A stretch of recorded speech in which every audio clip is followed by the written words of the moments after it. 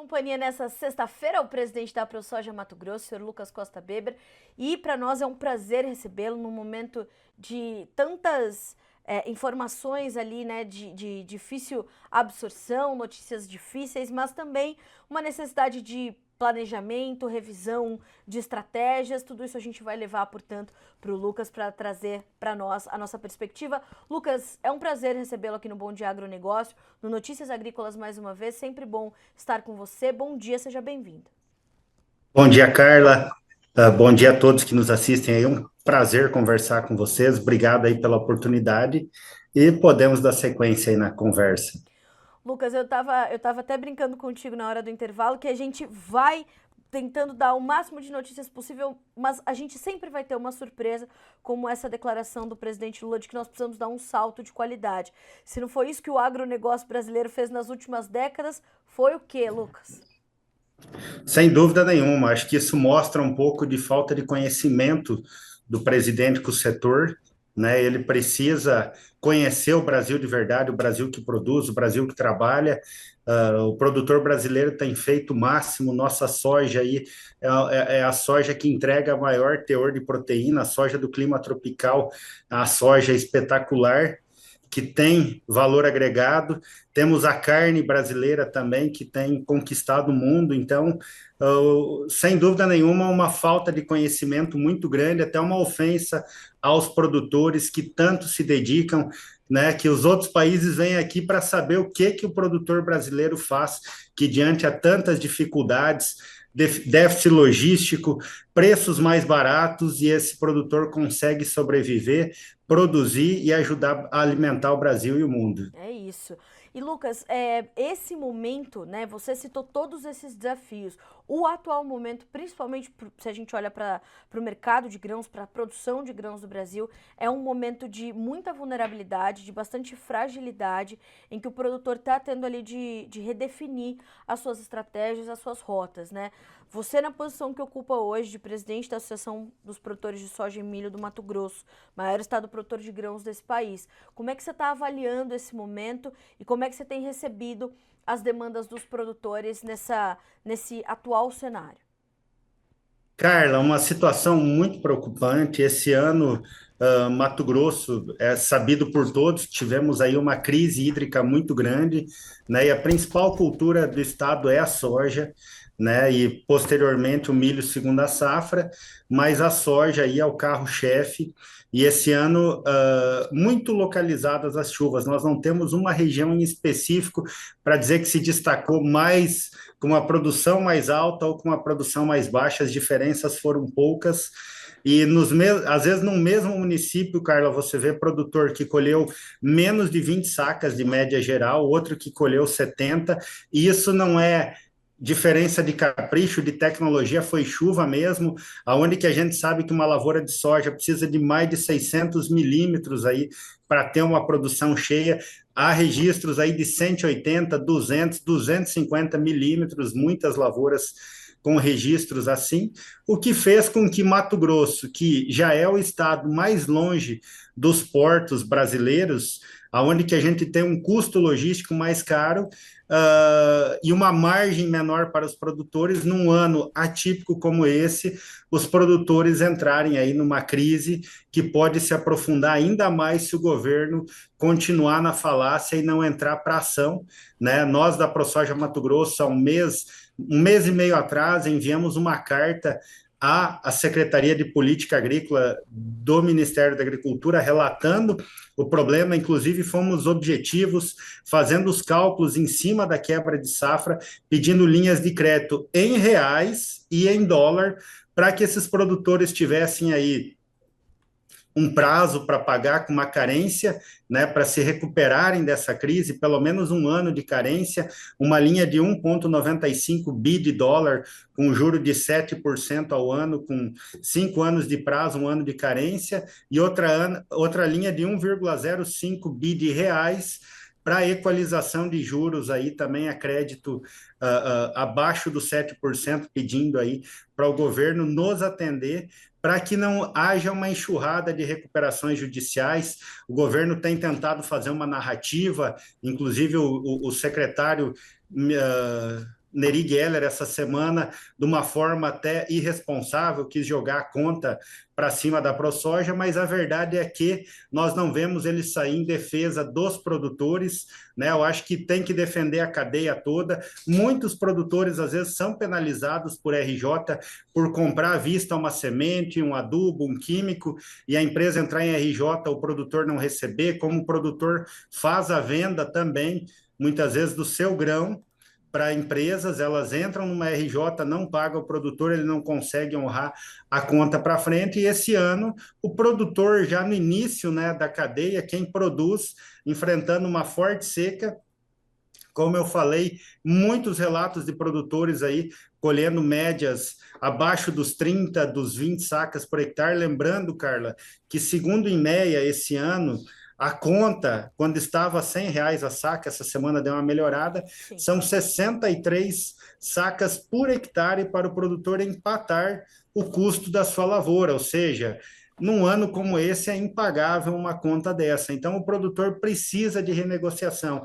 E a gente vê na prática aí o que tem acontecido nos últimos anos, é justamente o produtor, quando ele tem um problema, ele tem medo até de agir de boa fé, porque a partir do momento que ele comunica que está passando por uma crise, que vai precisar de uma renegociação, antes mesmo de colher, a empresa vai lá, arresta, se precisar, executa ele, e nesse ponto a recuperação judicial garante que o produtor tenha pelo menos a dignidade de tentar renegociar uma dívida, prorrogar, não perder a terra que ele lutou a vida inteira, ele, a família dele, para obter essa terra.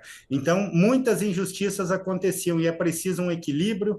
Eu acho que essa discussão está vindo à tona e é muito positivo isso.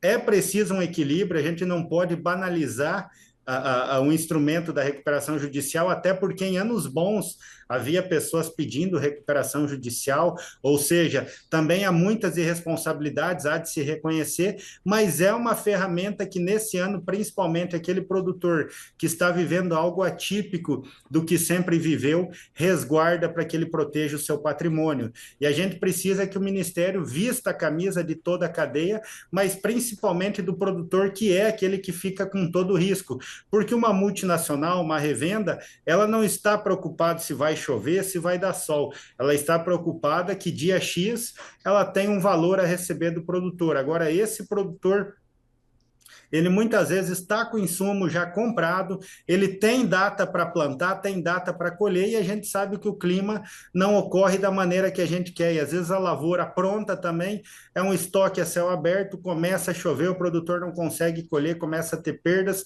e a gente não vê pessoas como secretário em outros anos sair em defesa desses produtores, somente agora acusando e chamando produtores de caloteiros, o que preocupa muito uma fala dessa vindo do secretário de Política Agrícola, que é alguém que deve defender. Então, como ele mesmo falava de política, está na hora dele descer do palanque e começar a trabalhar em prol do produtor. Mandamos essa carta, ele já foi diretor da ProSoja Mato Grosso, ele é produtor aqui no Mato Grosso, inclusive eu conheço aonde é a área dele, ele sabe que ali foi uma região de dificuldade, ele ainda foi um dos produtores que melhor colheu na região, muito próximo dele, aí no raio de 20 quilômetros, tem produtor que colheu até menos de 10 sacas por hectare, então ele sabe a realidade do Mato Grosso e está na hora de trabalhar e socorrer esses produtores aí que não estão dando calote, não estão sendo incompetentes, mas foram injuriados por uma seca muito severa que foi atípica esse ano. E Lucas, a sua primeira fala tem pontos importantíssimos e eu queria justamente entender se essa carta teve um retorno. Você falou que faz um mês e meio. Como é que foi a recepção e há já alguma resposta desse pleito, que não foi o primeiro, né, Lucas? Vocês vieram trazendo uma atualização ao Ministério da Agricultura, ao governo federal, do cenário que estava ali se avizinhando diante das perdas no campo, certo? Certo, Carla. Isso. O governo anuncia que vai lançar uma linha em dólar, isso é importante. ajuda em parte o produtor, mas nós temos que lembrar o seguinte: ficar só na falácia não dá. Dia 30/13 está chegando aí. O grosso, a gente sabe, das dívidas não, dos investimentos dos produtores, seja o custeio da lavoura, é 30/3 e parte em 30/4. Então, o produtor já precisava ter esse recurso disponível, mas a gente sabe que tem produtores aí que precisariam também de uma linha em reais, né? Porque ele pode ficar desamarrado aí no RED. Tem produtor que precisa, Carla, fazer compra de produto para entregar, para não pagar o achout e depois ele ainda não, teoricamente, para poder receber, né, o que ele vendeu lá para ele poder honrar as contas. Então, alguns negociaram em reais, alguns em dólar. Por isso da importância de ter as linhas de crédito nas duas moedas para o produtor estar mais seguro. Então, eu não tenho dúvida que a parte em dólar atende em parte aquilo que a ProSoja Mato Grosso pediu, que até, Carla, cabe ressaltar que foi a primeira entidade do Brasil que realmente usou números tanto para relatar o problema quanto para pedir ao governo. Sim. Então, acho que eles devem ter usado esses números para buscar se basear em alguma coisa. Mas lembrando que é importante ter uma linha em reais e também ter um acesso fácil para esses produtores, porque o tempo está passando e o produtor não tem tempo até fazer um projeto, saber como que ele vai acessar esse crédito. Então, o Ministério está atrasado e precisa acelerar dentro desse trabalho. E Lucas, o que nós temos ouvido também dos especialistas é que um cenário como esse, ele acaba promovendo também ao ser construído, ele traz ali uma série de dificuldades que vêm na sequência. Então, a dificuldade no acesso ao crédito para a próxima safra, a dificuldade, né, se você cria ali um cenário de inadimplência por não ter trazido a regularização dessas prorrogações de dívidas e tudo mais, você cria você acaba distorcendo o cenário, né, e gerando dificuldades para as próximas temporadas. Como é que está a sua perspectiva, a sua avaliação para essa necessidade que bate a porta do produtor já para o planejamento da safra 2024/25, ao passo em que ele não vê soluções para, pelo menos, dar andamento às suas dívidas da safra 23/24? Então, Carla, a gente sempre tem que tratar a cadeia como um todo, né? Se o produtor Exato. não paga a revenda não vai pagar a multinacional e vai gerar uma reação em cadeia, um efeito dominó na cadeia produtiva. Então, por isso que é importante, cabe lembrar que esse socorro que a gente pede não é um dinheiro dado, é um dinheiro emprestado e é um dinheiro que não vai socorrer somente o produtor, mas toda a cadeia, ou seja, os próprios municípios, né? Afetados. A gente sabe que tem mais de 30 municípios no Mato Grosso que entraram em estado de emergência por conta dessa estiagem. Alguns até ficou na briga o produtor com as prefeituras, porque era necessário que mais municípios tivessem entrado, que foi pulverizado em todo o estado, e dentro disso vem toda a cadeia fornecedora também que pode ser afetado, e a geração de empregos, né, Carla, que é um Sim. importante setor que gera empregos aqui dentro do país, seja eles diretos, indiretos, e pode haver uma desaceleração muito grande na economia, não só aqui do Mato Grosso, mas do Brasil, sabendo que o Mato Grosso é um grande importador de outros estados aí de máquinas agrícolas, que essa parte de indústria nós temos o déficit até por conta do custo logístico e temos que trazer máquinas, insumos, implementos de outros estados, o que vai acabar também afetando outros estados por Mato Grosso ser o maior produtor de soja e milho do Brasil. Lucas, como é que, inclusive falando, né, no Mato Grosso sendo o maior estado produtor de soja e milho do Brasil, como é que vocês estão avaliando o desenvolvimento da segunda safra de milho, depois de todas as preocupações e os também desafios e obstáculos sentidos ali na soja? Quais são as suas perspectivas nesse momento? Na sua última entrevista ao Notícias Agrícolas, você dizia que o estado já largava a segunda nova safra de milho com uma dificuldade já de produtividade por conta dos problemas sentidos na safra de verão. Como é que como é que está a atualização da sua perspectiva, da perspectiva da ProSoja Mato Grosso? Então, Carla, por enquanto a gente continua falando em 20%. Eu acho que é muito responsável falar nisso. Tem dois pontos a serem considerados. O primeiro é que nós tivemos um atraso no plantio do soja. Por outro lado, as temperaturas mais quentes fizeram com que a soja acelerasse o ciclo.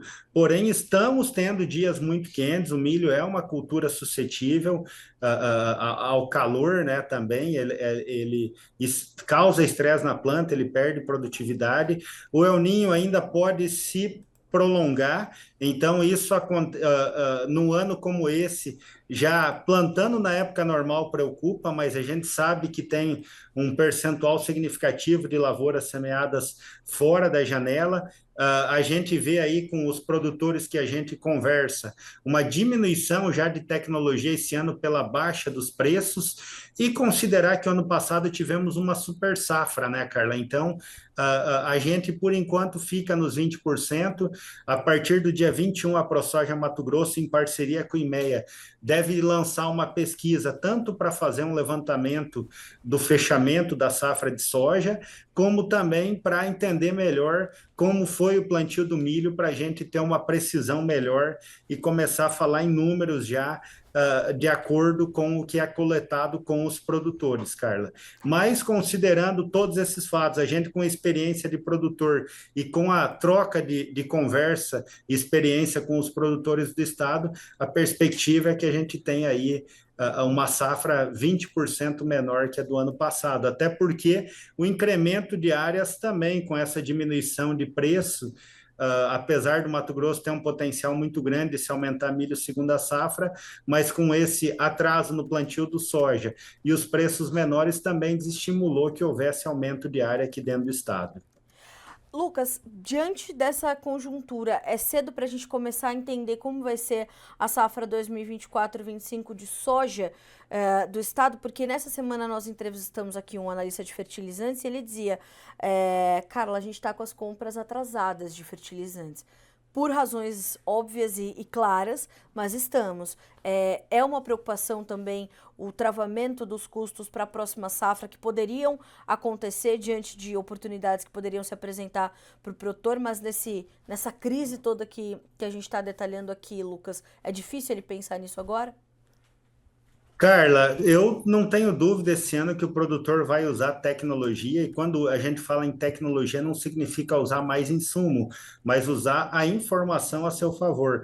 Anos de rentabilidade mais baixa, o produtor tende a trabalhar mais com análise de solo para ver o que realmente ele precisa para produzir em cima de um cálculo agronômico, tanto que ele tem disponível de nutriente no solo quanto a extração.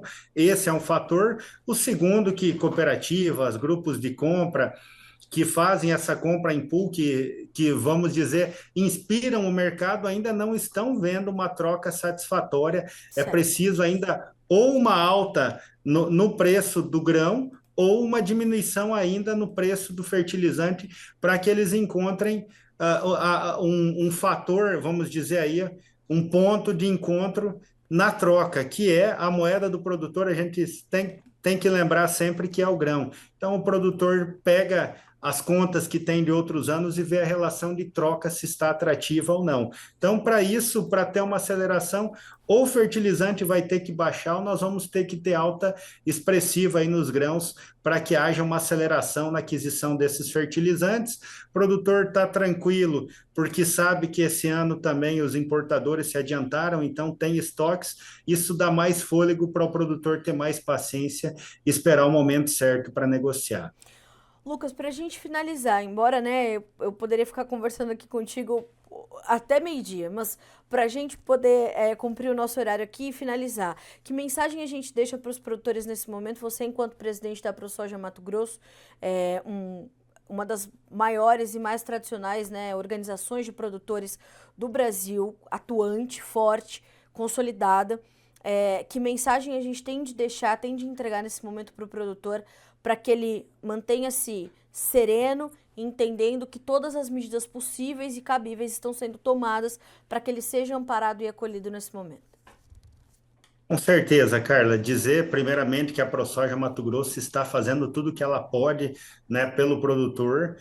de Mato Grosso, a ProSoja Brasil também a gente vê não medindo esforços, fazendo a parte dela, e cabe lembrar que isso vale para anos bons, anos ruins, pé no chão. Agora, mais do que nunca, Carla, fazer as contas, o produtor fazer as contas, tanto para aquisição dos insumos, não é ano de fazer extravagância, ou seja, o arroz com feijão sempre dá certo, então o produtor ter essa visão nesse ano e contar com a ProSoja Mato Grosso, que estará trabalhando, cobrando e tudo que for direito do produtor, tudo aquilo que é necessário ao produtor, a entidade está trabalhando. Nos procurem, participem também das nossas assembleias, das nossas reuniões de núcleo, para trazerem os problemas e trazerem ideias e sugestões também, para que junto a gente possa construir o futuro do nosso setor cada vez mais sólido, Carla.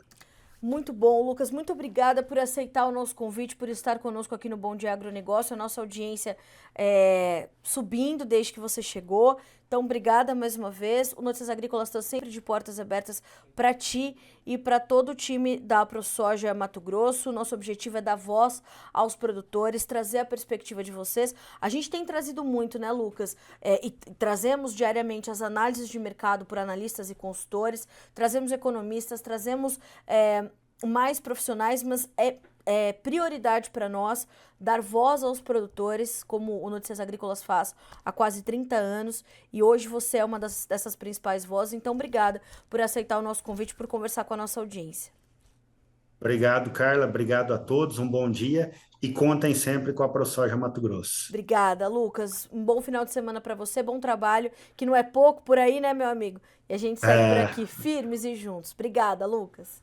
Obrigado. Um Um abraço a abraço. todos.